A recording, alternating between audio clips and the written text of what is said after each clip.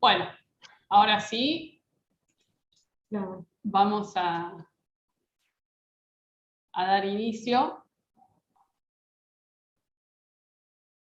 a nuestro seminario de antropología y vamos a contar un poco quiénes somos, qué estamos haciendo aquí todos juntos en esta reunión, que ya, por lo que veo, ya somos como 55 y siguen ingresando algunos a participar.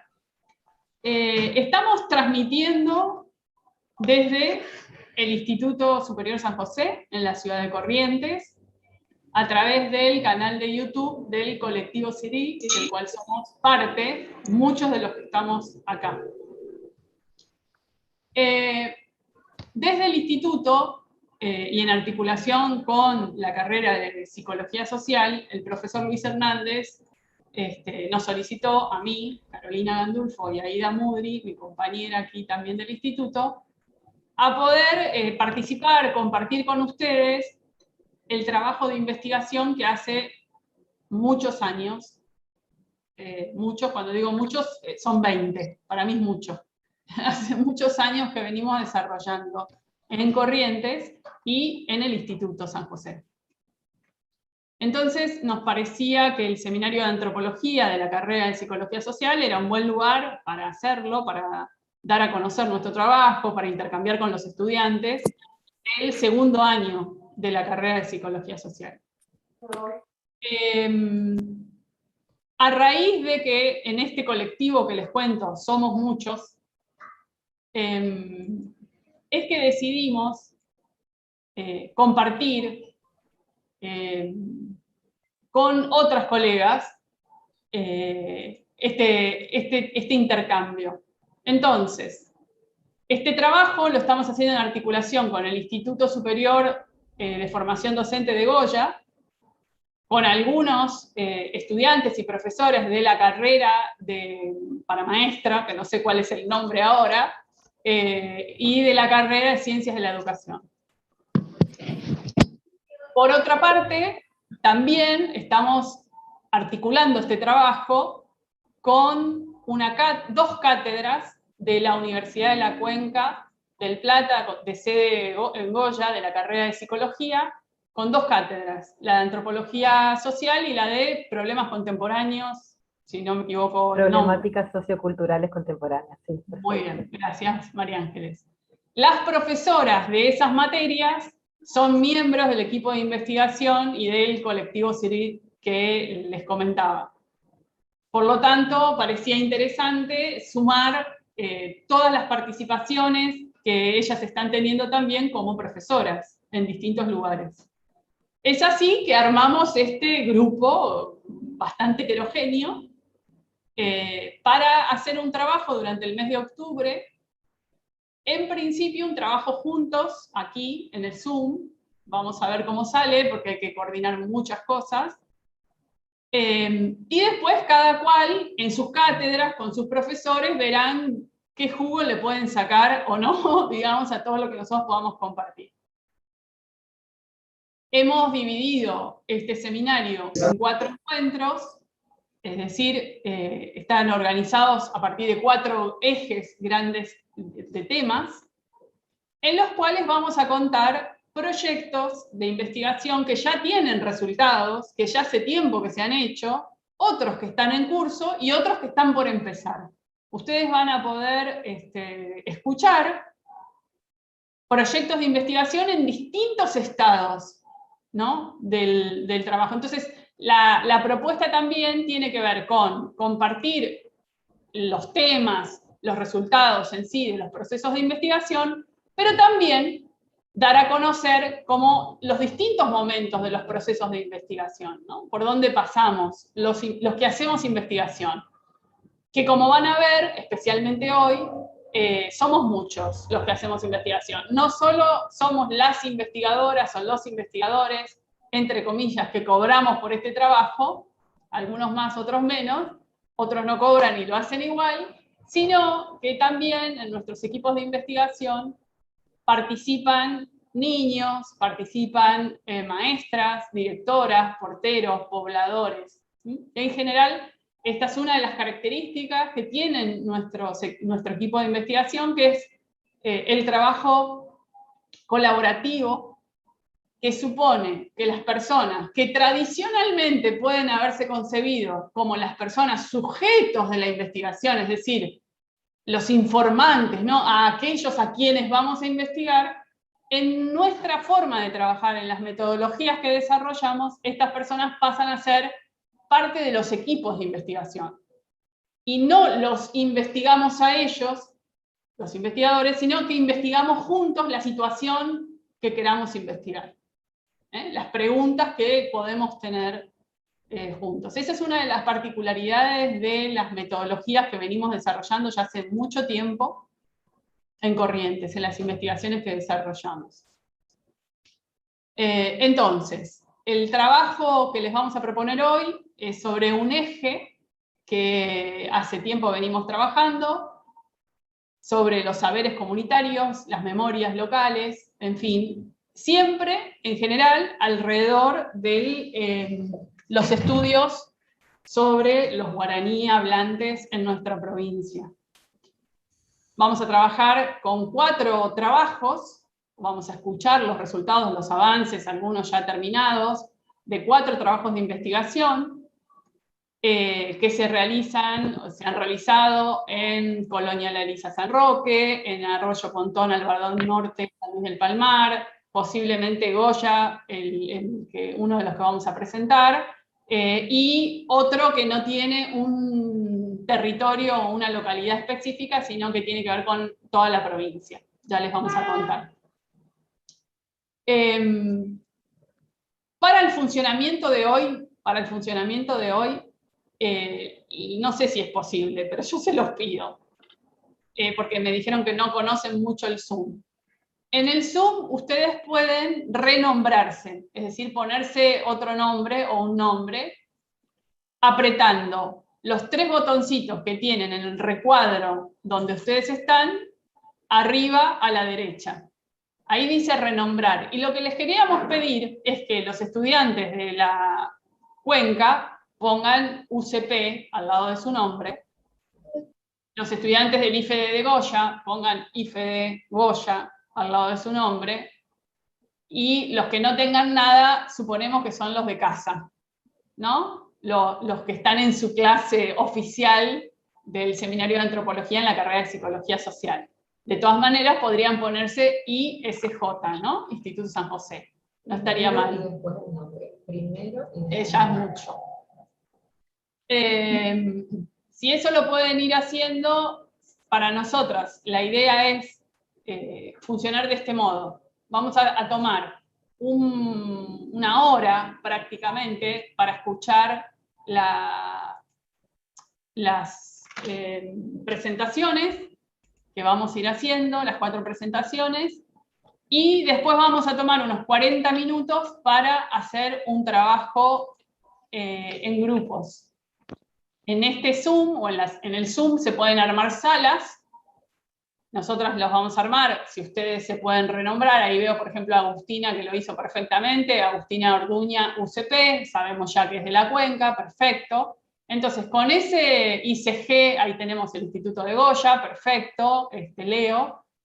Con esa cosita que están haciendo, nosotros podemos armar los grupos para que sean un poquito mezclados y ustedes tengan la oportunidad de conversar con otros estudiantes de los otros lugares, que esa sería la gracia del día de hoy, más allá de escucharnos a nosotras. Entonces, en un segundo momento vamos a hacer este trabajo en grupo, que el trabajo va a ser simplemente intercambiar, conversar, bueno, acerca de lo que nos pareció, lo que escuchamos, y después haríamos como un plenario de cierre también relativamente breve, como para, entiendo yo, que en 2 horas y media pudiéramos estar cerrando la actividad. Espero que lo podamos hacer y espero que puedan sostener la atención con esto de los grupos y con las distintas cosas que les vayamos contando durante las horas de trabajo. Esta es la organización. ¿Hay alguna pregunta? ¿Se entiende? ¿Podemos arrancar? están los profesores responsables, todos, de la articulación del trabajo de hoy, Maximiliano Dacuy del Instituto Superior de Goya, que es el encargado del área de investigación, el profesor Luis Hernández, que es el profesor del Seminario de Antropología y el vicerrector del Instituto San José, está Florencia Conde, Tamara Alegre y María Ángeles Cotorruelo, que son las profesoras de la Cuenca. ¿Cómo suena eso? Pues las profesoras de la Universidad de la Cuenca del Plata en Goya, virtual, porque Flor y Tamara están en Corrientes y María Ángeles en Rosario. Y acá estamos con la profe Aida Mudri, que también es del equipo de investigación, y la profesora Mabel Miranda, que es una de las que va a presentar hoy también el trabajo, y creo que nos está quedando, que falta una, que no sé si llegará, que es Guadalupe, pero bueno, si llega bien y si no ya vemos. Estaríamos todos, como para arrancar. A ver qué nos preguntan.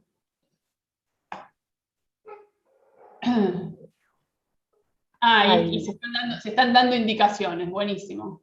Buenísimo. Educación primaria es el profesorado. Gracias por la aclaración. Soy en general medio bestia con esas cosas. Bueno, ¿arrancamos? ¿Les parece? Sí. No sé si estaremos transmitiendo, calculo que sí, que la transmisión tiene que estar ok. Dice en vivo, Caro. Buenas, bueno. ¿cómo estás? Sí, debe estar, porque hoy ya probamos y andaba bien. Cambiar número. Más, a ver, más. Podemos hacer, para que si alguno necesita, ahí va el enlace, ¿no?, de la transmisión. Bueno, para arrancar, y como hoy es el primer encuentro, ustedes son muchos, estoy viendo que hay 62, para mí es como demasiado, y estamos en este Zoom, que aunque estemos ya después de 1 año y medio y más, yo no me acostumbro y no me gusta, y siempre lo declaro cada vez que lo uso. Sí, parece importante que yo pueda hacer una introducción a toda la línea de investigación que vamos a ir desarrollando a lo largo de los encuentros de este seminario. Algunos pueden conocer algo de nuestro trabajo y algunos por ahí se están desayunando por primera vez que nos escuchan y quiénes son estas marcianas. Entonces, está bueno hacer como una primera entrada. Y esa primera entrada que voy a hacer y ese primer comentario general que voy a hacer tiene que ver con lo que les dije hoy, que hace 20 años, exactamente en el año 2001, iniciamos un primer trabajo de investigación en este instituto que devino en su desarrollo de todos estos años en la línea de trabajo que les vamos a presentar. Ese trabajo se inició con un proyecto de alfabetización inicial en escuelas primarias, en 2 escuelas rurales, 2 urbanas, y era un proyecto de alfabetización inicial, punto. Eso suponía, como era de esperarse en ese momento, que lógicamente la escuela enseña en castellano y el proyecto era de alfabetización inicial en castellano. Y todo el proyecto se basaba y se centraba en probar una metodología didáctica diferente a la que se estaba haciendo en la provincia, que a lo lejos daba muestras de que no era y no daba buenos resultados. La provincia en ese momento tenía índices terribles, ganaban todos los índices de fracaso escolar, deserción escolar, de analfabetismo, en fin. Y este proyecto planteaba apoyar, algo, de tratar de descubrir a ver si había alguna otra forma de resolver la situación. No voy a contar en detalle porque estaría 2 horas solo para eso, pero sí, así empezamos y así descubrimos en ese proceso que una de las cuestiones, no la única, pero una de las cuestiones importantes que hacía que los niños del campo, de la zona rural, su desempeño en la alfabetización fuera peor que los niños de la zona urbana, tenía que ver con que la población con la que estábamos trabajando era, en el mejor de los casos, bilingüe, guaraní-castellano, porque había muchos niños que solo eran monolingües guaraní, que estaban en segundo grado y no sabían y no podían hablar en castellano. Eso que hoy lo digo así, en 2 minutos, a la porteña que están escuchando hablar acá, le costó años poder ver. No podíamos verlo, ni yo, ni el ministro de Educación, ni la portera de la escuela, ni los colegas en el instituto, ni la mamá del campo, y el que lo veía no quería mostrarlo. A partir de ese trabajo, yo escribí una etnografía, que fue mi tesis de maestría, que se llamó, que capaz que alguno la conozca, Entiendo pero no hablo, el guaraní acorrentinado en una escuela rural.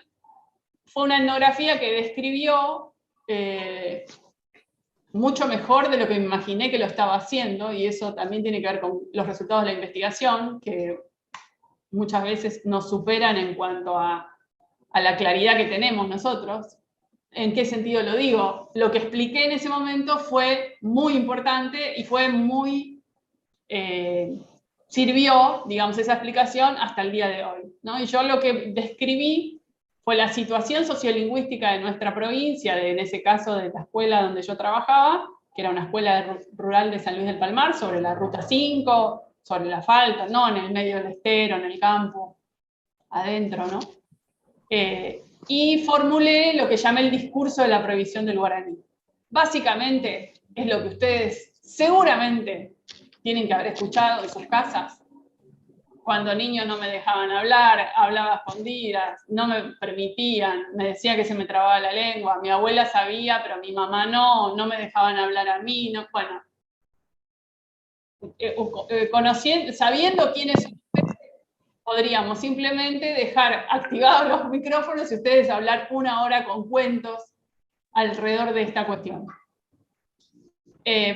Me parece importante en este momento puntualizar que la prohibición estaba destinada centralmente a los niños, es decir, los niños eran los sujetos de la prohibición y la preocupación de los adultos era que los niños hablen bien castellano y entonces que no hablen guaraní, que les iba a ir mal en la escuela, etc.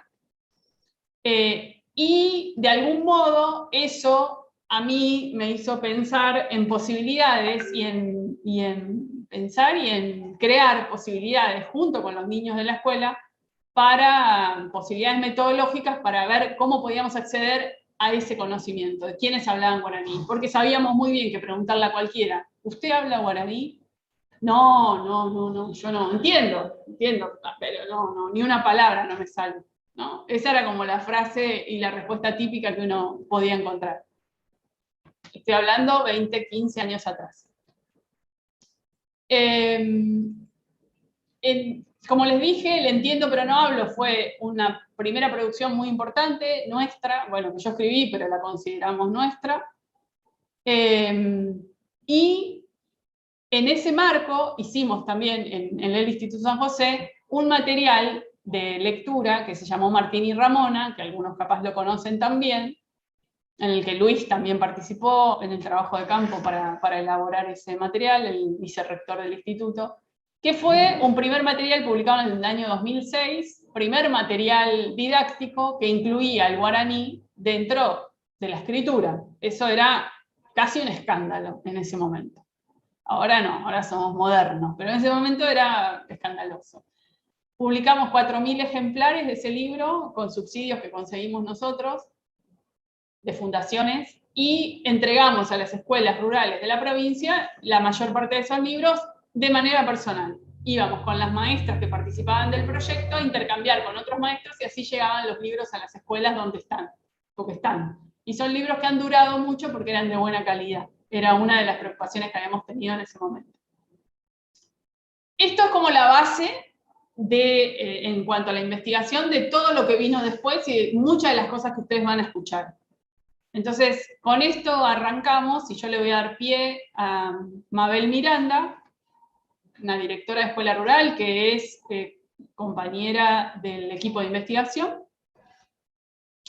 Mabel ahora se va a presentar, va a contar su investigación, pero sí lo que tengo que decir es que yo tenía la idea de lo que había hecho en el Entiendo pero no hablo, que era que gracias al trabajo que había hecho con 2 nenas, con 3 nenas, de sexto grado, quinto y sexto grado, había podido conocer cuántos nenes en la escuela hablaban guaraní, gracias a que hice ese trabajo con ellas, porque no hubiera podido hacerlo sola, tenía en mente qué pasaba si yo sumaba a un grupo grande de niños a trabajar en el equipo de investigación y hacíamos investigación en todo un paraje rural.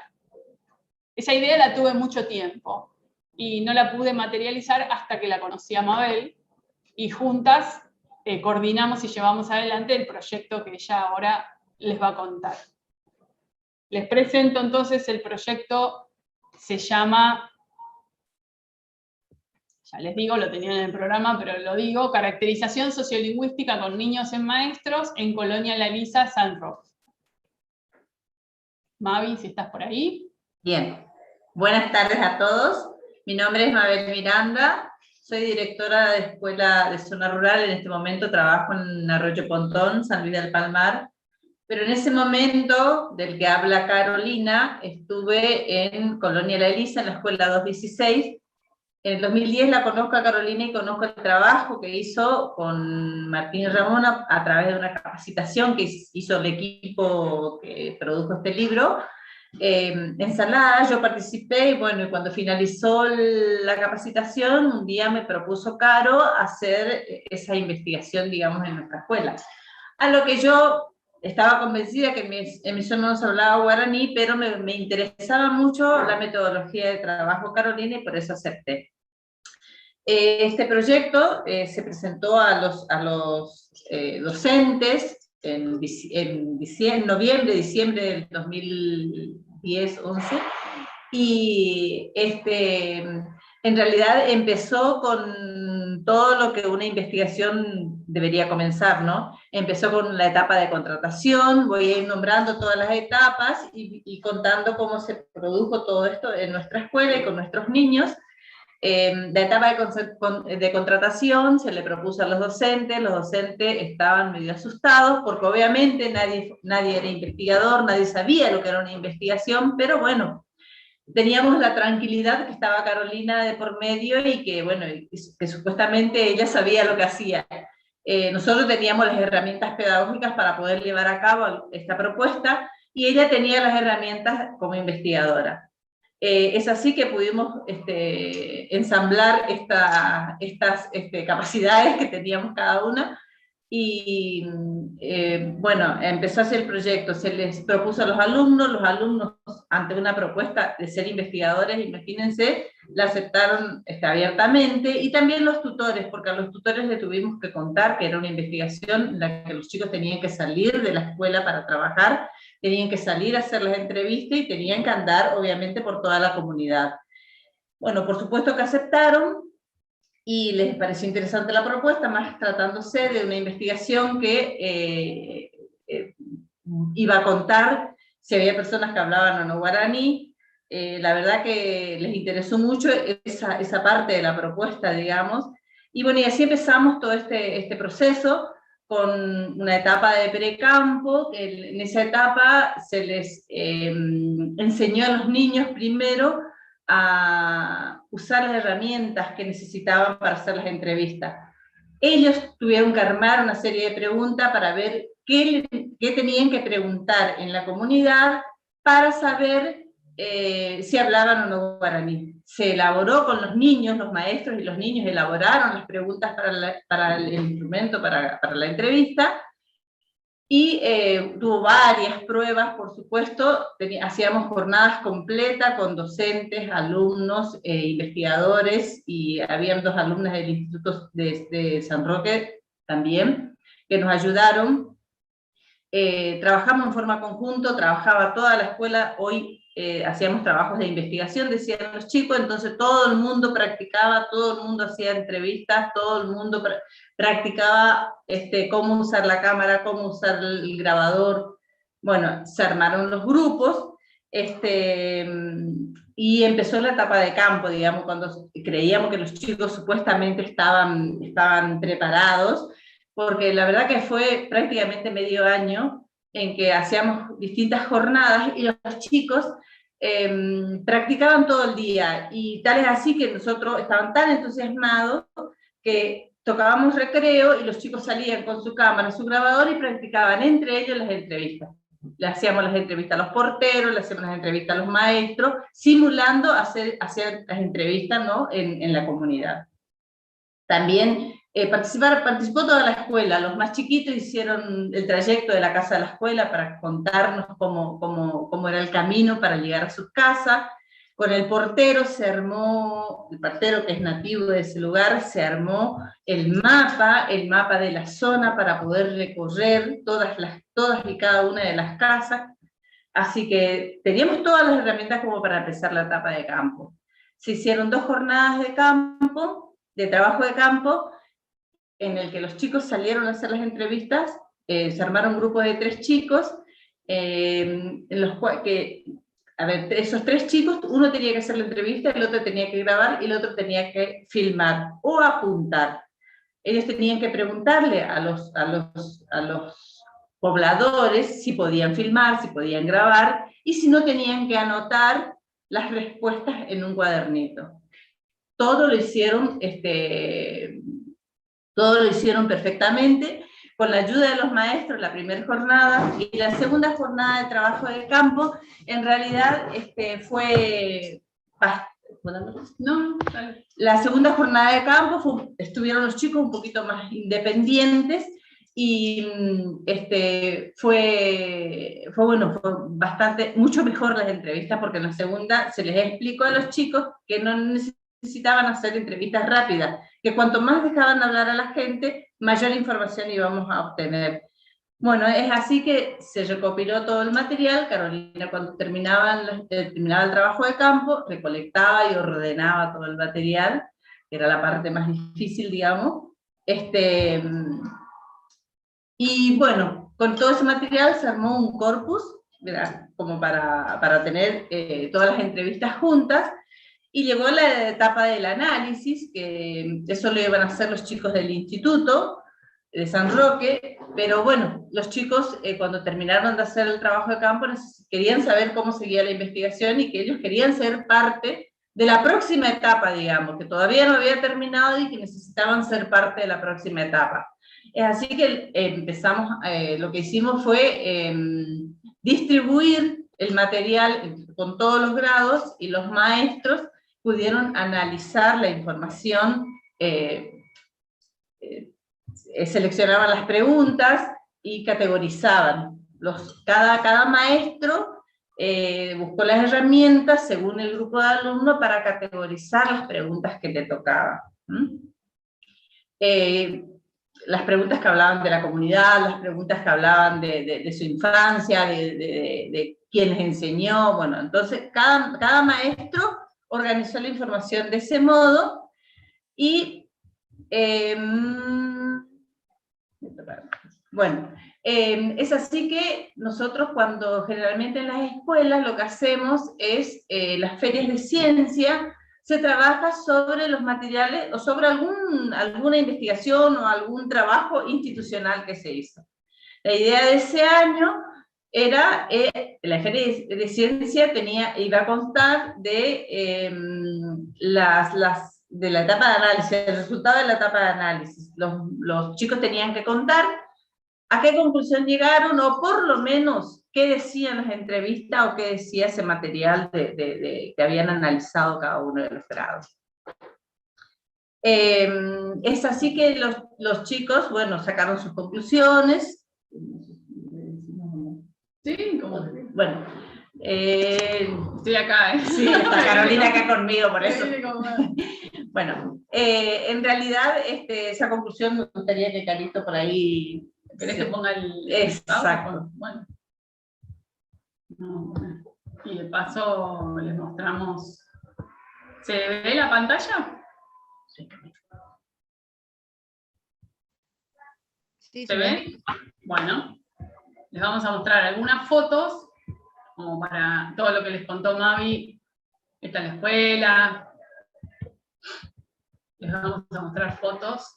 Esta es la presentación que hicieron. Sí. ¿No llegaste a Dios? No, todavía no. Están las etapas de las que les está hablando ella, y bueno, los maestros, cuando empezamos. ¿Esto lo contaste? Sí, no le conté. La verdad que cuando... Tiene que contar esta parte. La verdad que cuando dije que cuando ella me propuso, yo sabía que en mi escuela no se hablaba guaraní, pero bueno, como dije, me interesaba la propuesta. Lo mismo fue cuando se habló con los docentes le decían en mi escuela, no hay guaraní, no se habla más guaraní en nuestro paraje, en nuestra comunidad. O sea que con esa idea nosotros aceptamos la investigación, más allá de que suponíamos que no se hablaba guaraní. Bueno, esos son los trabajos donde los chicos estaban trabajando. Nos había visitado también en una de las jornadas una maestra bilingüe, y ahí eso fue un gran disparador porque los alumnos empezaron entendían el guaraní que les hablaba esta maestra, además podían contestarlo, o sea, ahí se dieron cuenta de que realmente sabían guaraní, y los maestros inclusive se dieron cuenta que sus alumnos sí entendían y podían hablar guaraní, ¿no? Esas eran las jornadas de campo. Tenemos que llegar a la feria, ¿no? Sí.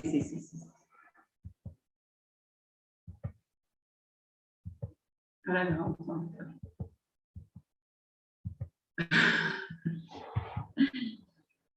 Ahora ya están grandes.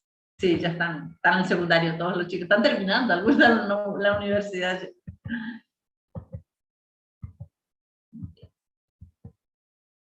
Las entrevistas se hicieron a todos los pobladores que eran tutores de nuestra escuela, y se hicieron a algunos profesores que eran nativos de la zona del secundario y alumnos del secundario, que hay un secundario ahí en la zona rural, digamos. Ahí están los chicos analizando la información, están categorizando. Acá están Ya está, en la Feria de Ciencia, que los chicos, ese día la idea era se analizó durante varios días las preguntas, digamos, las respuestas, y ese día invitamos a Carolina para contarle lo que habían visto los chicos en todo el análisis que hicieron. Bueno, y esta fue la conclusión. Al final de ese día en la feria, cuando dije, qué lindo, qué sé yo estaba así como escuchando, dice, bueno, no tenemos una conclusión, Caro. Me dice, entonces agarró algunos micrófonos. Me dice, nosotros lo que descubrimos es que los pobladores hablan poco guaraní, saben mucho, les gusta hablar, pero no se acostumbraron porque pensaban que era de mala educación y muchos les prohibían usarla. Eso lo escribieron ellos y fue como, bueno, algo que yo he publicado como resultado de investigación, había sido un avance respecto de lo que yo había planteado en el entiendo pero no hablo, ¿no? Yo decía entiendo pero no hablo, y ellos dicen hablan poco pero saben mucho, ¿no? Claro. Esa era la idea de ellos. Bueno, ¿la devolución? Sí. ¿Saco? Sí. No te... Sí, exacto. Bueno, después de todo este trabajo de análisis que hicieron los chicos, teníamos que contarle a la población qué es lo que habíamos descubierto, lo que habían descubierto ellos, porque en realidad fueron ellos los que trabajaron. Entonces teníamos que preparar todo este material, cómo contarle todas estas conclusiones a las que llegaron, todas las respuestas que dieron los pobladores, teníamos que contarle cuál era el resultado. Entonces lo que hicimos fue, se repartieron por etapas el informe, se armó un informe obviamente después de todo esto, y se repartieron por partes el informe a los distintos grados, y cada grado tenía que presentar a la comunidad en una jornada que hicimos con todos los tutores y todas las familias que participaron del proyecto y de la entrevista, tenían que contar los resultados. Entonces, un grado presentó la historia natural de la investigación. Entonces lo que hicieron fue, eso es importante que cuente, porque era una maestra que no había participado del proyecto anterior, que no había estado en la etapa de precampo, campo, ni nada. Entonces vino un día, cuando le habíamos propuesto eso, vino y me dice, bueno, yo, ¿no? Estaba en la dirección, por supuesto, dice, necesito, con un cuaderno y un lápiz, yo necesito que me digas cómo hicieron el trabajo de investigación para poder armar la historia natural de la investigación con los chicos. Entonces le digo yo no tengo que decirte nada, los chicos saben lo que hicieron.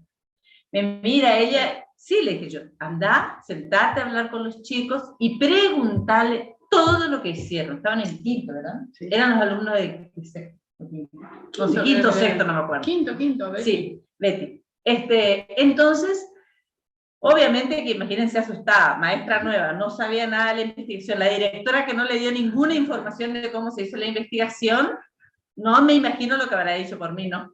Bueno, se fue, no van a creer cómo el panel que armaron la historia los chicos le contaron todo, desde el día que empezaron la investigación, desde el día que Carolina les propuso hacer, hasta el final, hasta el análisis que hicieron. Entonces, como teníamos muchas fotos, seleccionaron distintas fotos de todas las distintas etapas con un comentario abajo. Sería bueno después mostrarlo. Sí. Con un comentario abajo de lo que hicieron. La historia completa, la verdad que estuvo muy linda. Otro grupo presentó los resultados a través de una dramatización. Armaron un guión y que eso fue publicado, ¿verdad? Sí. Después otro grupo presentó con carteles y pancartas. Ahí está, esta es la historia de la... Ahora les bueno, voy a poner. Bueno. Otro grupo presentó los más chiquitos presentaron una dramatización con disfraz y qué sé yo, acerca de los animales que habían en la zona, porque esas preguntas también incluyeron. Otro grupo presentó, como dije, pancartas con distintos y pasaban por todo el público y mostraban y de paso contaban toda la parte que les tocó a ellos. La verdad que cada grado se ha aportado y ha buscado la estrategia como con el maestro para presentar la parte que les había tocado. Ahí están trabajando los chicos y esto es lo que presentaron, armaron. Esto es lo que presentaron. Ese fue el día de la devolución. Esa es la dramatización que hicieron, simulaban una maestra. La maestra de jardín de infante hizo ahí un intercambio con las partes del cuerpo humano en guaraní, ponían en guaraní, discutían que se decía así, que no se decía así. La verdad que estuvo el guaraní muy presente en toda esta parte. Bueno, y ese fue el cierre, digamos. ¿Crees que pase el videito? Bueno, sí. ¿Verdad? Sí. Vamos. Bueno, y a mí me tocó, a cada uno le tocaba hacer algo. A mí ese día, en la devolución, lo que me había tocado era agarrar todas las entrevistas que los chicos habían hecho y tratar de armar un video y mostrar ahí en la comunidad. Nosotros les vamos a mostrar ahora ese video, pero chiquito, porque armamos un video de 8 minutos, tiene 2. Y con eso vamos a terminar, ¿no es cierto? Sí. Díganme si ven. Sí, ya. Bueno, y si ¿Quién vive en su casa? Sí. ¿A usted no? ¿Qué animales tienen en la Va, casa? idea.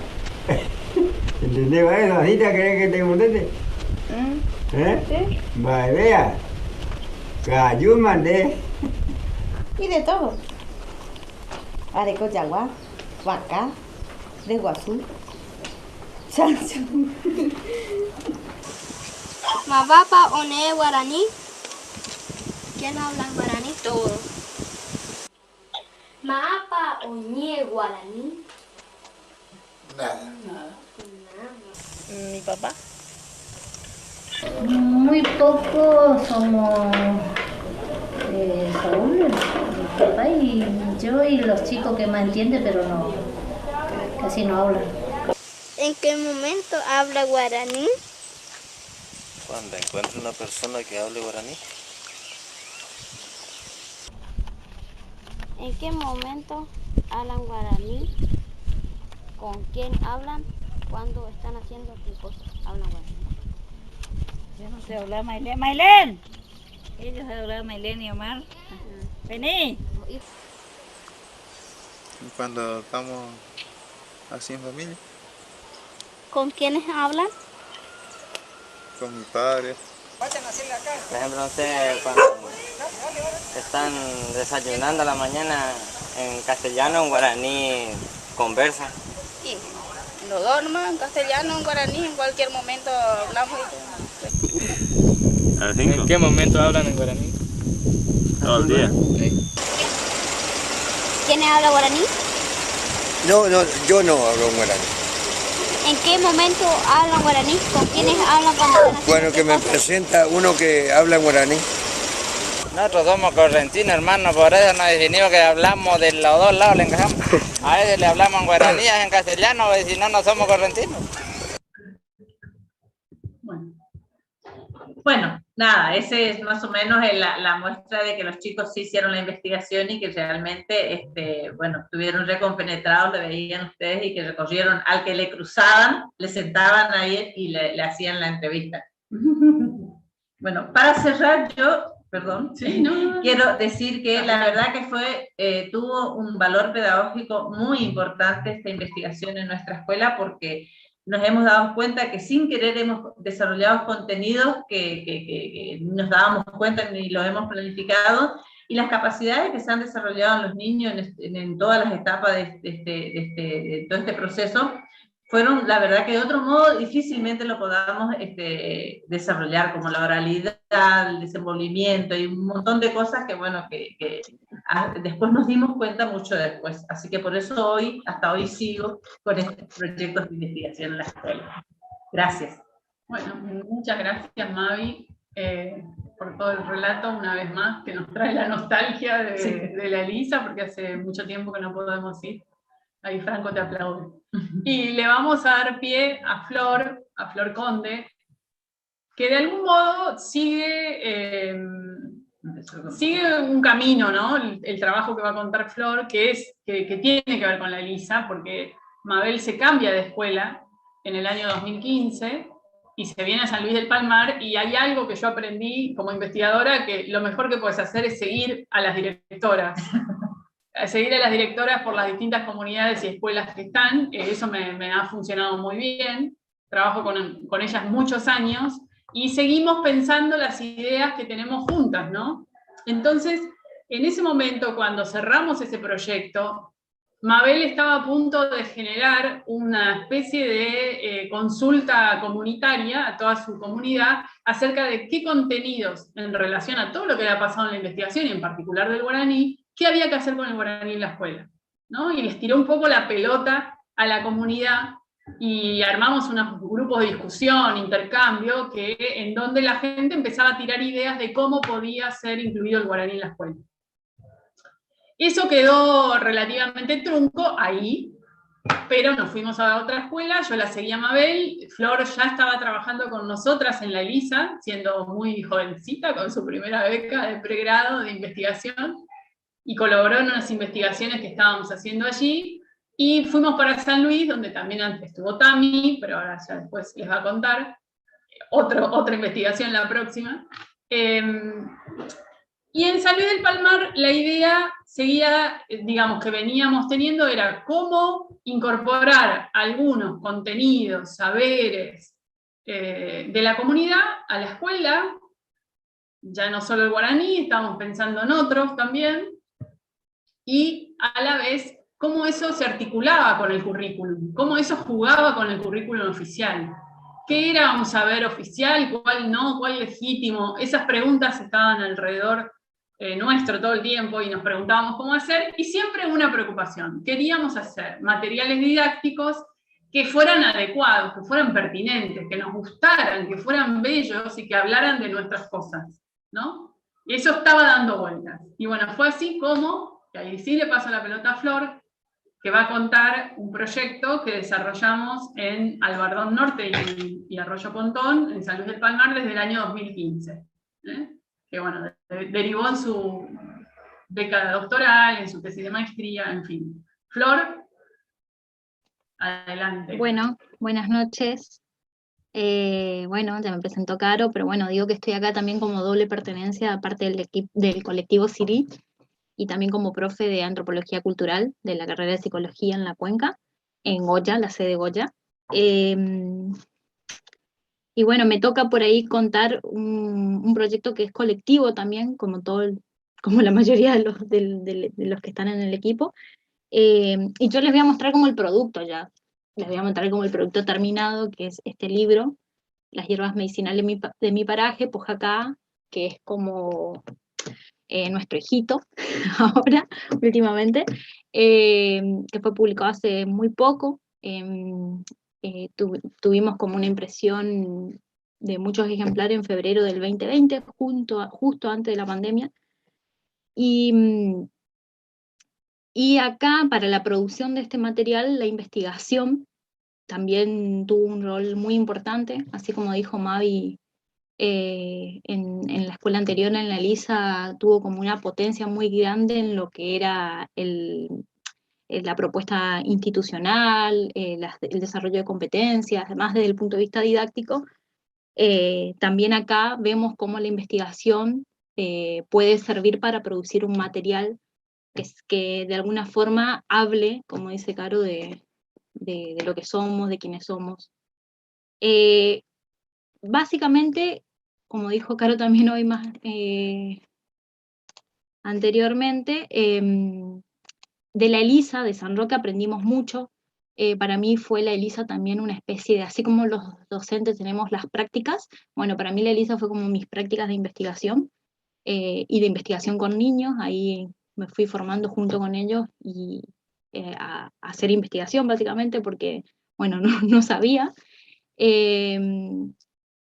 Y nos dejó también muchas preguntas, como dijo, y también nos dejó como mucha experiencia con respecto a los dispositivos que incluyen a docentes, a niños, a niñas, a pobladores en los equipos de investigación. Entonces eso íbamos a usar en San Luis del Palmar, nos vinimos para esto más cerquita de Corrientes Capital, con Mabel, la seguimos, y bueno, íbamos junto con la escuela de Olga Soto, que es nuestra otra compañera, directora de la Escuela 175, y vamos a poner en marcha este proyecto de producir el contenido para lo que después serían materiales didácticos. En ese momento no sabíamos bien qué íbamos a hacer de material, pero sí sabíamos que el modo de producir el contenido iba a ser a partir de una investigación en las comunidades rurales.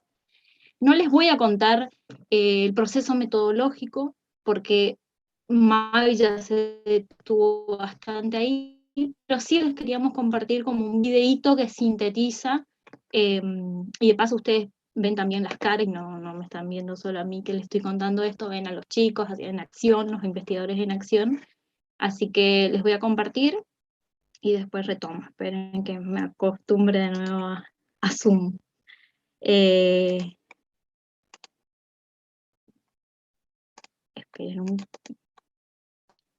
porque se me cerró todo. Tranqui, no pasa nada. ¿Está? Y acá tengo que poner compartir sonido, porque ya no... Ahí está. Creo que lo están viendo. Espera, todavía ¿Lo ven? no. Espera, todavía no. Ahí, ahora sí. Bueno, vamos a poner el máximo. Y la baja.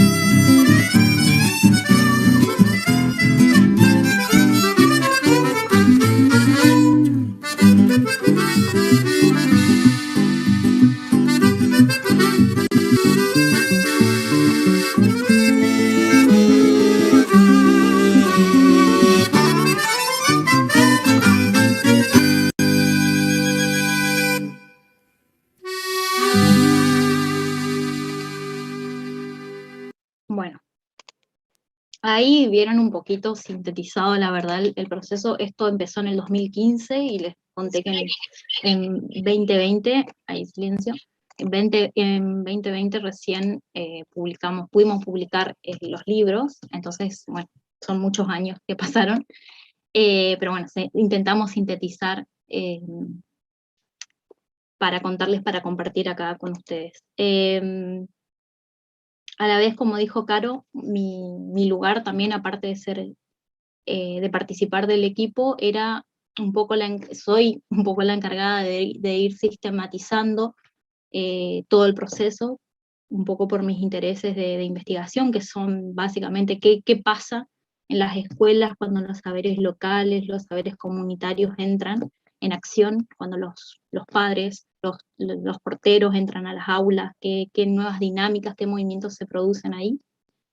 Y también porque respondía a un proyecto que tuvimos con Tami cuando cursamos en la facultad, hace bastante, de 10 años, teníamos un proyecto cuando cursamos la materia donde Caro es profe, que queríamos hacer materiales didácticos, que cuando descubrimos todo esto de guaraní decíamos, bueno, tenemos que hacer materiales didácticos que respondan a estas características sociolingüísticas, y bueno, muchos años después lo pudimos concretar. También porque, como dijo Caro, había interrogantes y veníamos pensando colectivamente cómo podría ser y cómo se podía pensar una educación bilingüe para nuestra provincia, y claramente el eje de los materiales didácticos iba a ser como algo central para concretar eso que veníamos ideando. Materiales que hablen de nuestra gente, de nosotros, de nuestros paisajes, de nuestras lenguas, de nuestras prácticas.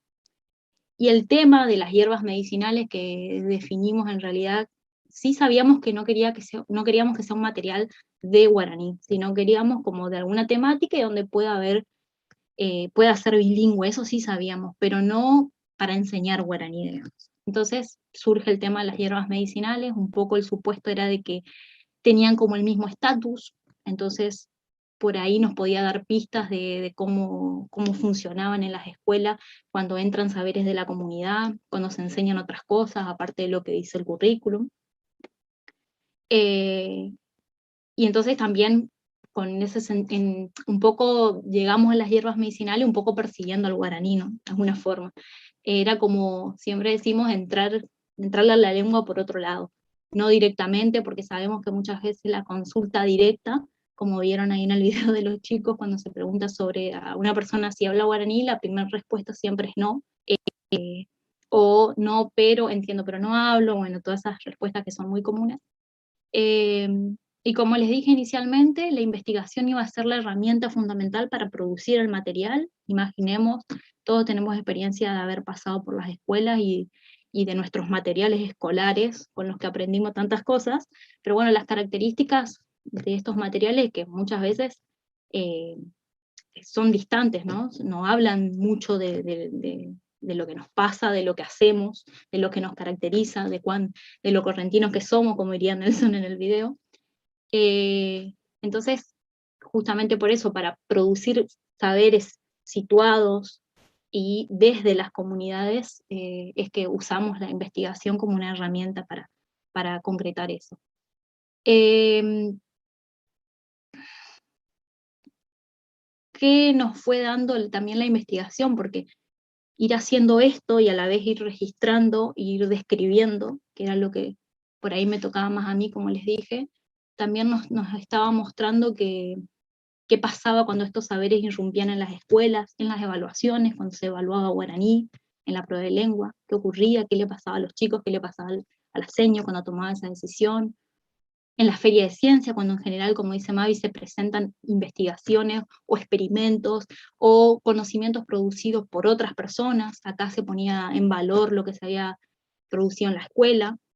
Qué pasaba cuando no solo el maestro era el que sabía, porque los chicos saben mucho sobre el tema de las hierbas medicinales y sobre el guaraní también, entonces de repente el portero era un experto en los temas que se daban dentro del aula,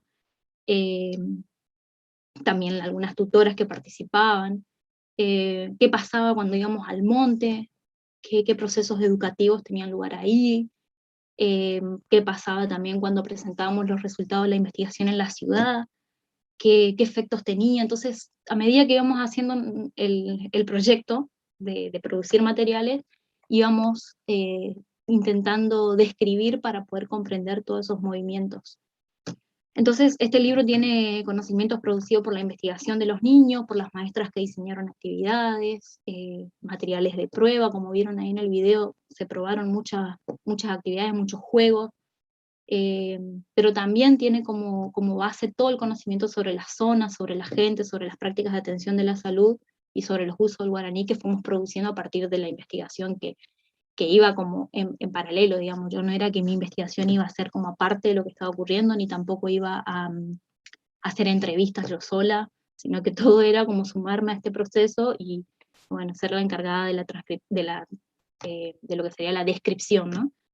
Bueno, este libro que yo les mostré tiene detrás muchas decisiones mínimas, algunas, y otras enormes, sobre, por ejemplo, los colores. Caro ya dijo que apostamos mucho a la estética de los materiales, a que sean lindos, a que los chicos cuando vean, que estamos muy cerca de que lo vean, que les guste, que se sientan orgullosos. Y por supuesto las decisiones con respecto a cómo aparece el guaraní acá adentro también fue algo de discusión, que se discutió mucho con las maestras. El acuerdo siempre fue que aquella persona que agarre el libro, que sea acá de Corrientes, pueda entender, pueda sentirse identificado con el guaraní que acá está. Y también para tener autonomía sobre todo este proceso, porque en general muchas veces las personas delegan esta parte a una editorial, y bueno, nosotras queríamos tener autonomía y tomar nuestras propias decisiones, y por eso en realidad así también surge el colectivo Siri, para poder ser nosotras las responsables de la edición del material y de sostener esas decisiones que caracterizaban también la producción colectiva que da sustento a este material. Muchas de las plantas que están acá, ustedes vieron algunas que aparecen ahí en el video, que usamos la técnica propuesta por los diseñadores, por Eugenia y Ramiro, que era escanear. Entonces no era ni una foto, ni era un dibujo, ni era una ilustración, sino que son como muy reales, porque el objetivo, además de que se ven bonitas, es que las maestras puedan trabajar como el nivel de detalle, la identificación de las hierbas. Entonces, también la recolección de estas hierbas tiene como historias detrás de las personas, las familias que nos abrieron sus patios, sus montes para buscarlas, que también se sienten orgullosas de que sus remedios caseros aparezcan en un libro. Y otros fragmentos del libro también guardan como detrás todas las historias, ¿no? Y movimientos que se iban produciendo, que por ahí uno lo lee y no lo puede ver, pero yo siempre doy el ejemplo de una receta para curar la tos, que es Pojache Jupe Guará, que está en guaraní, es bilingüe, digamos, y fue elaborada por Betty, una de las maestras, y por los chicos, por sus niños, y los que tenía a cargo en ese momento, y tiene como detrás todo esto, que todos los cambios, ya sea de actitudes, de identificación que los propios niños hicieron, que la maestra se habilite a coordinar una actividad de escritura de guaraní, que los niños se animen a escribir, estaban aparte felices, convencidos de lo que estaban haciendo, tomando decisiones de la escritura, de las normas de escritura, no haciéndole mucho caso a la seño cuando proponía algunas revisiones. Y bueno, y justamente por eso yo les cuento un poquito de lo que hay detrás de este libro, que cada página tiene como una historia del llantén, de donde encontramos la flor de Purucuyá, que estaba en la escuela, que el llantén estaba en la otra escuela, tiene como toda una historia detrás, que bueno, que también para nosotras merece ser contada, y por eso también estamos produciendo conocimiento en torno al proceso de producción. Y bueno, como dijo Caro, sigue el proyecto porque no pudimos entregar todavía la idea. Hicimos ejemplares también para venderlos y recuperar como plata para poder reimprimirlos y tener como una cantidad suficiente para entregar a todos los niños y maestras que participaron del proyecto, y eso vamos a poder concretar después de esperar mucho tiempo por lo de la pandemia, el jueves 14 en los parajes rurales, y en San Luis del Palmar se va a hacer la presentación, y cada niño, niña, autora va a recibir su libro, su ejemplar, y bueno, y a partir de ahí también se van a desencadenar otros procesos que seguramente vamos a estar ahí para hacer investigación sobre eso, para producir conocimiento sobre eso, porque nos sigue dando pistas para pensar, bueno, esto que les decía de una educación bilingüe en nuestra provincia, de pensar cómo sería, cómo podría ser, porque tampoco no nos queremos posicionar en dar consejos y decir cómo habría que hacer, pero sí contar qué nos funciona a nosotras, qué nos funcionó en las escuelas, y bueno, claramente la participación de niños y niñas en los equipos de investigación es algo que no vamos a resignar, porque creemos que tiene efectos en la producción de conocimiento, y porque con los niños, junto con los niños, descubrimos cosas que solas, como dice Caro, no hubiéramos podido hacerlo. Así que, bueno, por ahí andamos con este proyecto, que no sé si dije, porque ya que involucra 2 escuelas, sí, ya dije, ¿no? Y una es Mavi, la directora, y la otra es Olga Soto. Y Tami, Tamara Alegre, participó también en todo lo que fue la producción del contenido de este material. Creo que estamos, Che, no sé si... Bueno, hay un libro que este librito lo enviamos al IFD, Maxi iba a llevar a la biblioteca, así que bueno, podrían verlo y podríamos enviar más libros llegado el caso. Tuvimos ahí un problema con los grupos, pero no se preocupen, ya volvieron los que se fueron. Y les pido a los que entraron más tarde y no escucharon, que se renombren, que pongan al lado de su nombre si son del IFD de Goya, o de la Cuenca, UCP, o del Instituto San José. Algunos no se renombraron, los demás sí. Bueno, ¿podemos seguir entonces? Vamos a darle paso a María Ángeles Cotorruelo, que es una integrante relativamente nueva del equipo, pero ya hace un montón que está, y es goyana, con lo cual estamos balanceando, empezamos a balancear un poco la cosa en el equipo, que no teníamos gente del equipo del sur, digamos. Lo que va a presentar María Ángeles es particularmente importante para nosotras por distintos motivos. Uno es porque María Ángeles me llamó, un día me escribió a raíz de haber leído cosas nuestras. Entonces es importante porque nos conocimos por los resultados de la investigación que escribimos y que publicamos, que a veces cuando uno hace eso dice, viste, vos escribís, ¿quién leerá esto alguna vez, no? Bueno, gracias a eso ella se acerca, a mí en principio me interesaron mucho sus preguntas, sus inquietudes, y me parecía que tenía todo que ver con lo que nosotros veníamos trabajando. Y ella tenía una inquietud particular, que ahora les va a contar, que era que, a diferencia nuestra, nosotros habíamos trabajado en primaria, de nivel inicial, en secundaria, empezábamos muy recientemente a trabajar en terciarios, viendo la enseñanza del guaraní en terciario, pero nunca habíamos pensado estas cuestiones que pensamos en la escuela primaria. No habíamos llegado, no porque no lo hubiéramos pensado, pero no habíamos llegado todavía a pensarlo en la formación docente, ¿no? Y aparte, la formación docente en relación a la cuestión del guaraní es un mundo todavía inexplorado. Si bien nosotros trabajamos mucho, hacemos muchas cosas con los institutos superiores, ¿no? Entonces María Ángeles tenía esas preguntas alrededor de estos temas que veníamos nosotras hablando y nos parecía que era fantástico. Y entonces nos entusiasmamos mucho con sus ideas, con sus preguntas, con sus inquietudes, y creo que aunamos deseos sobre todo, ¿no? Entonces, lo que ella les va a contar ahora es algo que es bien interesante y que habitualmente no se hace. Nosotras sí lo hacemos, por costumbre, que es contar los proyectos que nosotros tenemos.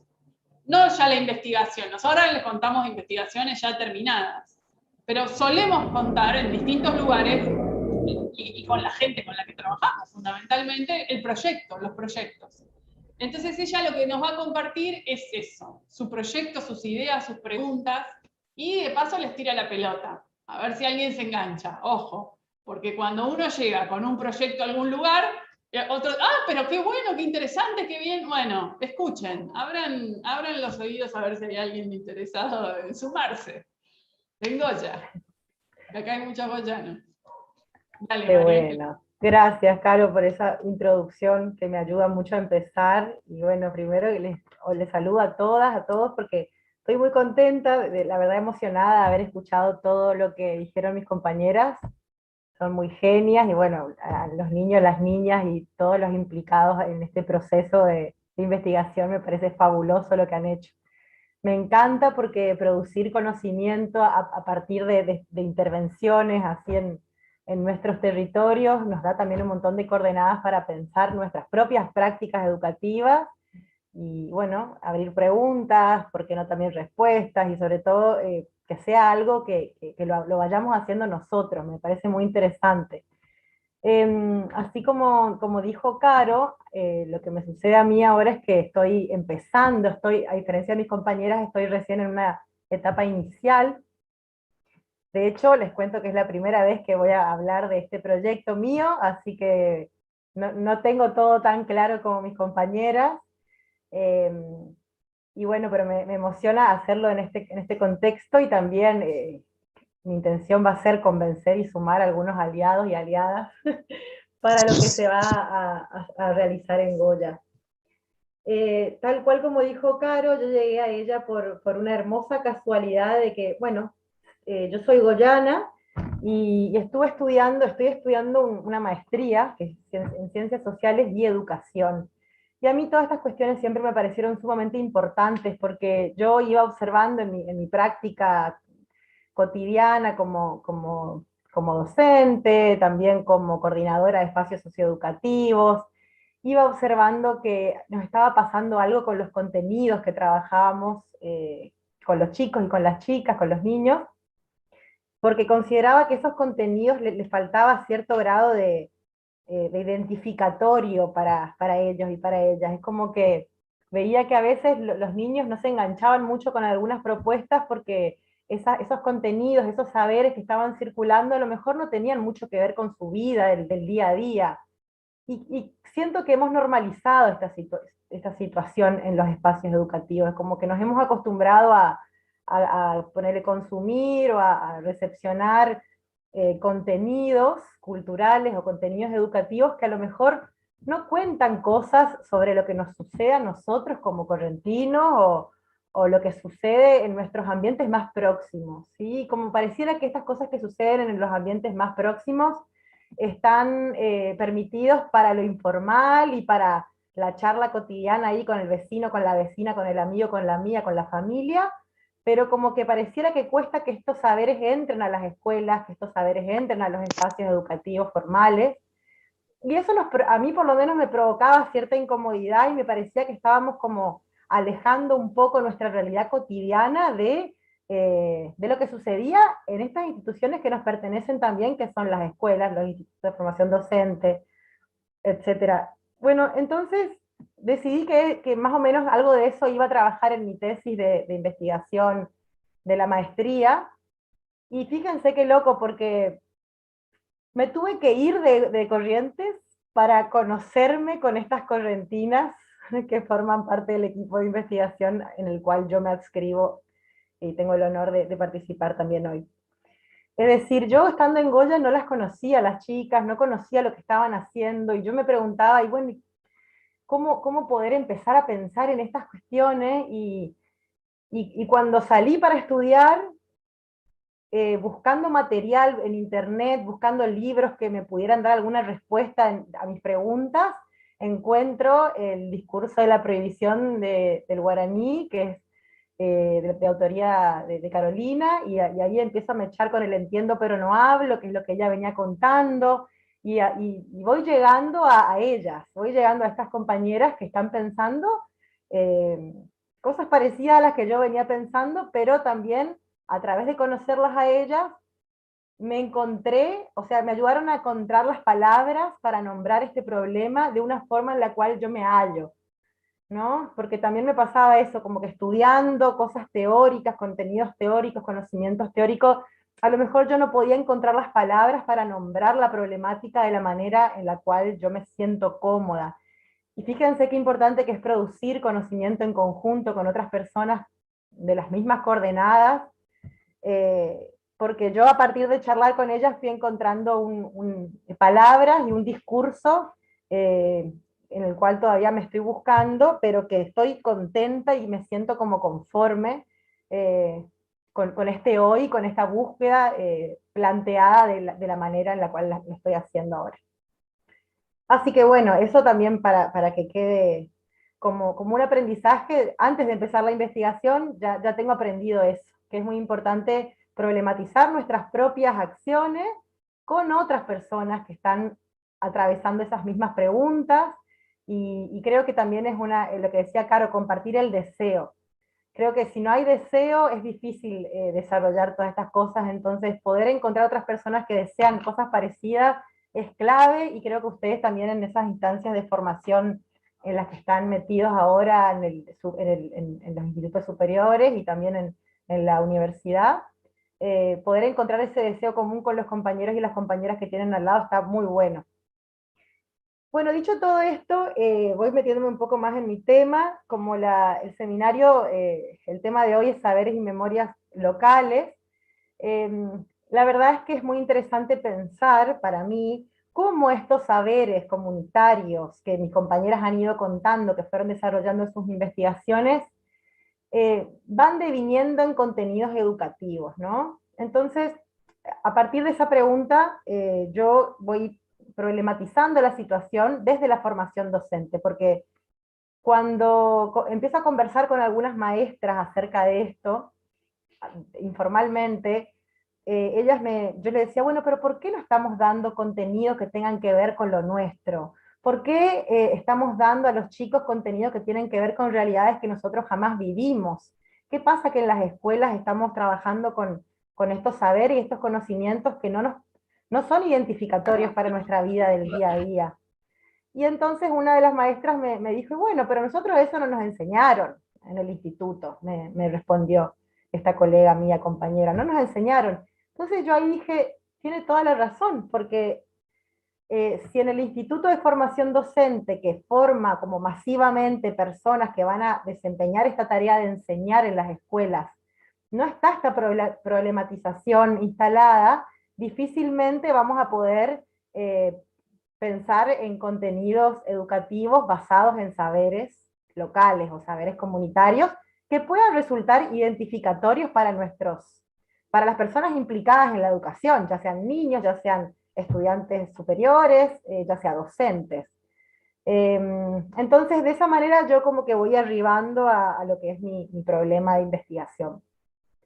Entonces, lo que yo voy a estudiar particularmente tiene que ver con los saberes y las memorias locales y el lugar que estos ocupan en la formación docente inicial del nivel primario.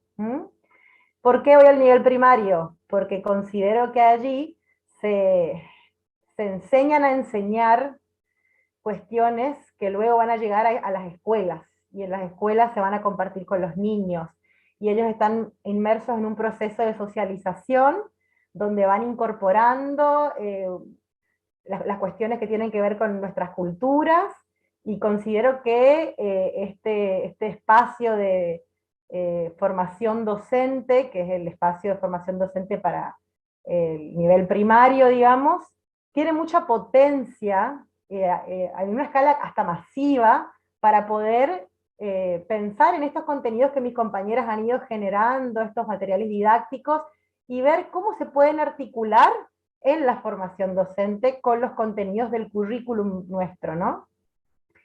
Entonces, bueno, había preparado un PowerPoint que es un poco más teórico, entonces tenía ganas de hacer esta introducción así un poco más tranquila y abierta, pero la idea sería que consideremos algunas cuestiones para empezar a hablar.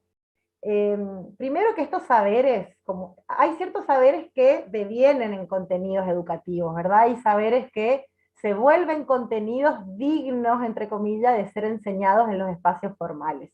Y como dijimos, hay otros saberes que quedan por fuera. Entonces, yo lo que quiero un poco conocer es ver qué circuitos atraviesan estos saberes y memorias locales para convertirse en contenidos educativos que sean enseñados en formación docente. La idea sería que a través de esto se puedan promover aprendizajes o interaprendizajes situados en territorios. Es decir, nosotros estamos hablando de la provincia de Corrientes. Dentro de la provincia de Corrientes tenemos determinada realidad sociocultural o determinadas realidades socioculturales, y bueno, los saberes que van a ir a la escuela a lo mejor tienen que estar un poco relacionados con estas realidades para que puedan ser saberes situados, y para que a los chicos y a las chicas les resuenen y les parezcan identificatorios, ¿sí?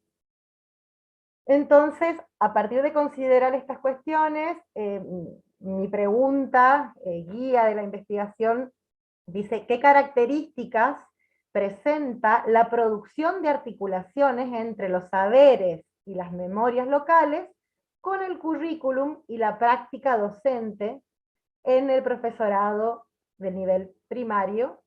Y bueno, yo elegí realizar esta investigación en el Instituto Superior Goya, que es el IFD de mi localidad, de donde yo vengo. ¿Por qué? Porque también hay otra realidad atravesada acá. En la ciudad de Goya no hay universidad pública.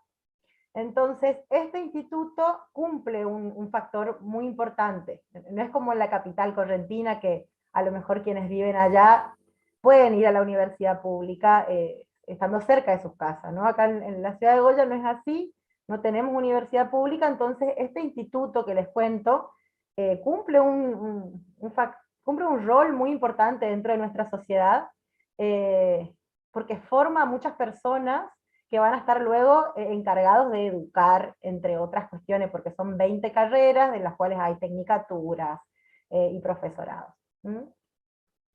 Bien, entonces, yo pensaba que si este instituto está localizado en esta ciudad, vienen un montón de personas que son de ciudades de alrededor de Goya, y también de parajes y de zonas periurbanas que están instaladas alrededor de Goya. Entonces yo decido indagar en clave de el departamento de Goya, que está compuesto por algunos parajes rurales y algunas localidades vecinas. Mucha gente de estos parajes rurales y de las comunidades vecinas va a estudiar ahí a Goya, y se empieza a formar en estos institutos. Muchas de ustedes y muchos de ustedes presentes seguramente les suena esta realidad. Entonces, Goya se forma de una manera muy mezclada, con características urbanas y características rurales, porque grandes sectores de la población de Goya provienen de la zona rural, y entonces estas características propias de lo rural, que mencionaban mis compañeras antes, están muy presentes en nuestra vida cotidiana, ¿sí? Entre ellos también saberes que pueden ser considerados como guaraníes a lo mejor, o que no sabemos bien de dónde vienen, pero que de repente tienen una palabra en guaraní que nos suena, y bueno, todas estas cuestiones confluyen. En el departamento de Goya además hay otra cuestión que es muy importante de señalar, que es que nosotros, como en Corrientes Capital también, estamos lindantes al río Paraná, al riacho Goya. Entonces toda esta situación provoca que nuestra biodiversidad, nuestra relación con este río, y no solo con el río, sino con todos los humedales, esteros, lagunas, bañados, arroyos que tenemos cerca, otorgue ciertas características a nuestra forma de ser, a nuestra forma de trabajar, a nuestra forma de conocer nuestra realidad inmediata. Entonces yo me iba preguntando, ¿qué pasa con todos estos saberes en la formación docente? ¿Se dan? ¿No se dan? ¿De qué manera se dan? Entonces ahí fui como hilvanando mis primeras preguntas respecto al proyecto de investigación, que les voy a empezar a compartir en el Power brevemente.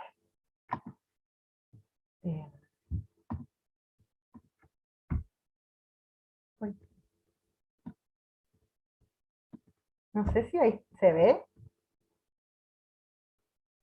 Sí, se ve. Sí, sí, sí. Bueno.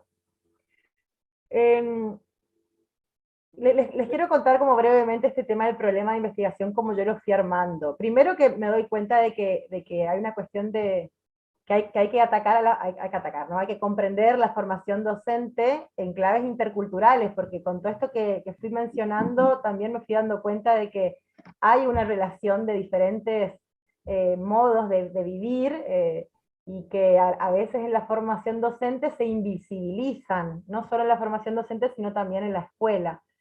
Entonces, me voy preguntando un poco estas memorias y saberes locales, qué lugar ocupan en la producción curricular, digamos, en formación docente en contextos interculturales, ¿sí? Tenemos en cuenta que estos territorios y contextos socioculturales están trazados por una historia de invisibilización y de prohibición.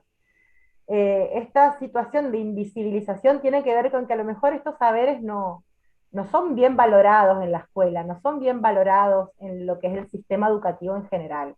Entonces, acá me empiezo a preguntar, me empiezo a dar cuenta que hay ciertas relaciones de poder que están intrínsecas en el sistema educativo, y que el sistema educativo conformado en la modernidad tiene como la misión de formar ciudadanos, y en esta categoría de ciudadanos excluye, deja de lado un montón de formas de ser que no iban con el modelo de ciudadano moderno, digamos. Entonces excluyen todos los conocimientos propios de la diversidad cultural de nuestros territorios, en este afán de homogeneizar nacionalmente y culturalmente a la Argentina. Entonces empezamos a hablar de un ciudadano argentino que tiene unas características homogéneas, y el sistema educativo como que se engancha con esa consigna y empieza a ser como una máquina que va arrollando el territorio y va desestimando todo lo que son saberes propios de cada localidad, y todo lo que tiene que ver con estas culturas originarias que también han formado parte de nuestra historia y de nuestros procesos identitarios, ¿no? Entonces, si vemos que el sistema educativo se va formando de esa manera y va excluyendo algunas formas, algunas prácticas sociales, algunas prácticas culturales, algunos saberes, algunas memorias, va excluyéndolas, yo me pregunto hoy en día ¿qué pasa? ¿Seguimos haciendo eso? O cómo se da este juego de articular a que estos saberes con los contenidos educativos que están presentes en nuestro currículum. Entendiendo que el currículum se forma en estas claves del sistema educativo nacional, digamos, ¿sí? Bueno, y también al posicionarse estos saberes dentro de un sistema educativo oficial, nacional, que homogeneiza culturalmente la población, se forman también jerarquías, ¿no? Se empiezan a formar jerarquías respecto a estos saberes, respecto a estas prácticas, respecto a estos contenidos culturales y educativos, y algunos son legitimados por el sistema educativo y otros quedan excluidos. O sea, se legitiman algunos saberes en detrimento de otros, y estos otros saberes que quedan excluidos son saberes que a lo mejor han sido construidos históricamente por población nativa, y los circuitos encuentran cauce por fuera de las instituciones educativas modernas. ¿Sí? Bueno, y ustedes me preguntarán, o ustedes estarán diciendo, ¿qué es esto de los saberes que tanto están hablando estas muchachas? Bueno, este es como un concepto muy general que tiene que ver con que los saberes tienen que estar muy cerca de su existencia real, ¿sí? Es inseparable hablar de un conocimiento de una manera lejana al lugar donde sucede ese conocimiento, ¿sí? No es una cosa, sino que es algo que está intrínsecamente conectado con su existencia real, ¿sí? No se puede separar el conocimiento o el saber de la actividad. Entonces, la idea es un poco pensar qué tipo de saberes locales se utilizan, o qué tipo de saberes locales podríamos incorporar en la formación docente de nivel primario para poder pensar en una formación docente que atienda a esta problemática. Entonces, en mi proyecto voy a intentar, armé esta definición operativa para poder trabajar, voy a intentar ir pescando, ir buscando, ir atrapando en conjunto con otras personas que espero me ayuden en mi investigación y que hagamos la investigación en conjunto, buscar saberes identificatorios que tengan que ver, por ejemplo, con las comunidades y la población nativa, que seríamos los que hemos nacido ahí, los que nos hemos criado ahí, su geografía y su historia. Saberes que tengan que ver con los ecosistemas naturales y la biodiversidad que los constituyen. Saberes que tengan que ver con los modos de producción, con los modos de trabajar, cómo se generan los alimentos. Saberes que tengan que ver con las lenguas que nosotros usamos en nuestro territorio. Y con todo el universo simbólico y artístico, con las tradiciones y costumbres que caracterizan nuestros procesos identitarios. Y también saberes que tengan que ver con un conjunto de experiencias políticas, económicas, sociales y culturales que van construyendo nuestra realidad del día a día en Corrientes, ¿sí? Yo me pregunto entonces un poco eso. ¿Qué de estos saberes se enseñan en formación docente? ¿Y de qué maneras? ¿De qué manera se va articulando este tipo de saberes con el currículum enseñado en formación docente y con las prácticas educativas que se van generando en la formación docente para el nivel primario? Lo mismo con el tema... No sé cómo viene la cosa y cuánto falta, pero tratá de que no se alargue tanto más, ¿puede ser? Dale, sí. Termino acá con lo de memorias locales. Dale.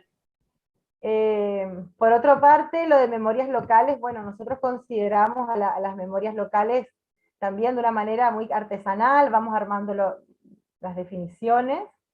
La idea sería pensar como un poco en esas memorias subterráneas, ¿sí? Que han quedado como por fuera de estas memorias oficiales, ¿sí? Memorias que fueron constituidas como por fuera de la cultura dominante, y que van encontrando mucho camino en la oralidad, en lo que se va contando de generación en generación en nuestros territorios.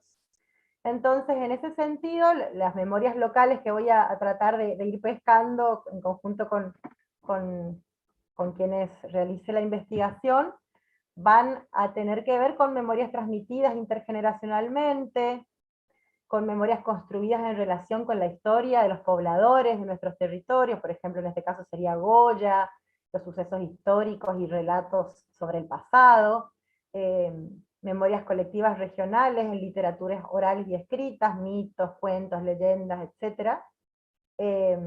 Y memorias construidas en torno a los lugares que frecuentamos, a los barrios, a los parajes rurales, a los personajes populares.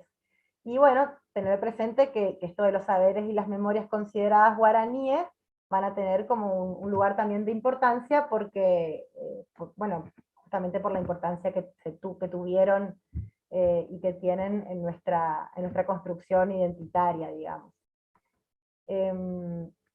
A ver, ¿cómo tengo que hacer para sacarme la pantalla? Déjame.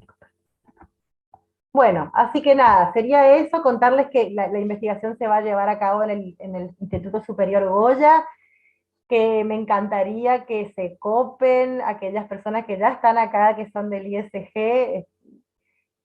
Bueno, espero que este sea el primero de muchos encuentros y conversaciones que tengamos para ir pescando estos saberes y estas memorias e ir viendo cómo pueden devenir en contenidos educativos para ser enseñados en la formación docente. Algo así. Bueno, muchas gracias, María Ángeles. Todo mientras estamos acá, estamos tratando de armar los grupos para ver ustedes cómo van a estar y qué sé yo. Creemos que armamos unos grupos de trabajo de 10 personas, una cosa así.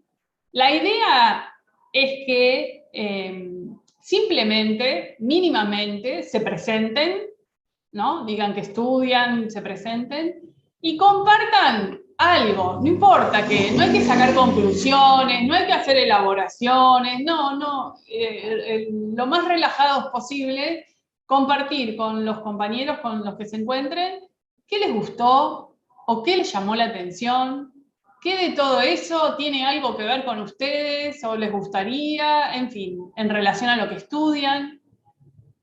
Nada que sea muy elaborado, más que nada impresiones, emociones, ideas que tengan para compartir. No hay que llegar a ninguna conclusión, no hay que sacar ninguna idea genial, nada. Vamos a ir a los grupos a compartir. Ahí ya les mandamos la invitación para que puedan ir entrando. En principio deberían poder entrar a los grupos.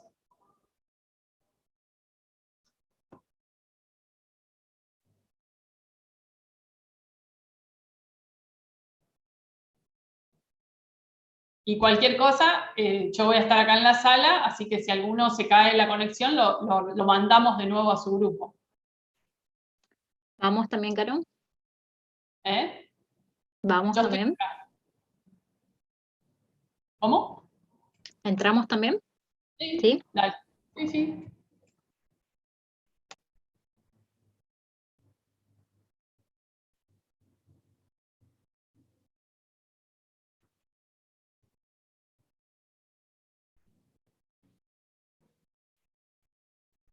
Los que no entran, si alguno necesita...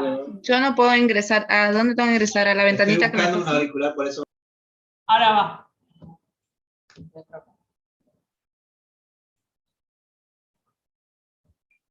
Ahí ya está escuchando.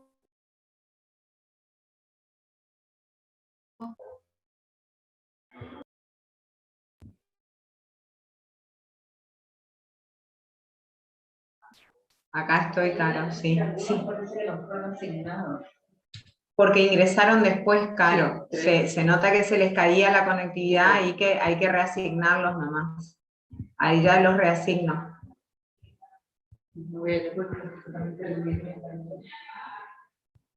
Vení acá en todo caso, y yo la mando a Mabel. Vení acá.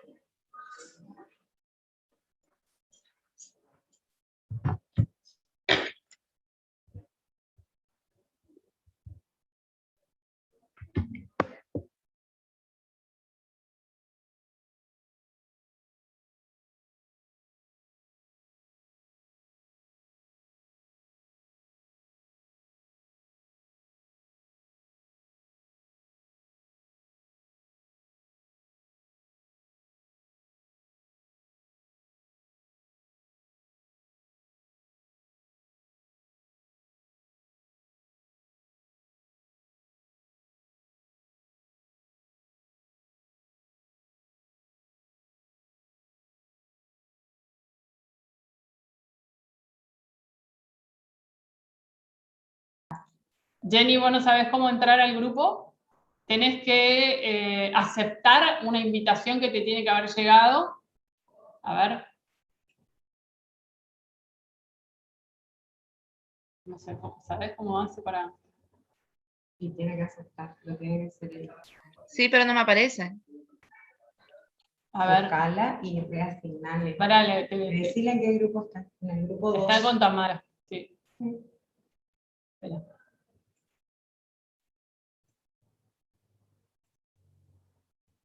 ¿Y?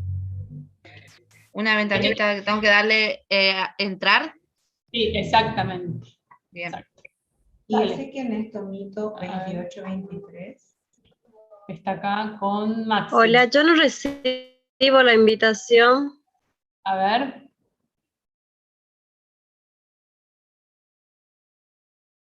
No la ven, digamos, ¿no? No, no la ven. Están asignados, pero no saben, Y es bueno, su primera experiencia, claro. y no saben cómo, y se ponen nerviosos aparte. Pero bueno, es un aprendizaje. Sí, pues. A ver, Marisa, ahí si podés. Si la recibiste ahora.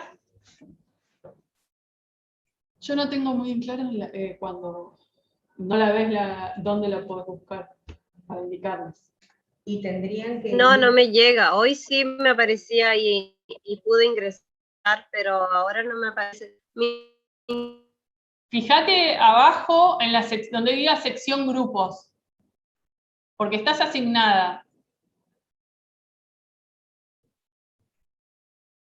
Pero no me aparece la invitación para unirme. Vos estás, pero estás asignada, por eso tiene que estar por ahí la invitación. ¿Vos estás con celular o con compu? Con compu estoy. Hoy me aparecía en el medio de la pantalla.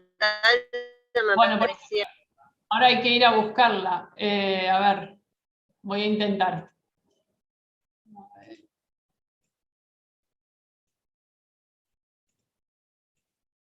A ver ahora. Ivana y Tommy, Tomito, ¿no saben entrar? No, todavía. No sé cómo indicarlo yo. O sea, no me pasó nunca dónde buscar la invitación. Y lo que pasa es que la invitación la tienen que buscar ellos en su computadora. Por eso, pero ¿dónde? Y que la busquen abajo en alguno de las... Abajo pestañas. deberían tener una pestaña que diga sección grupos o ingreso a grupos. Abajo a la derecha, al lado de reacciones.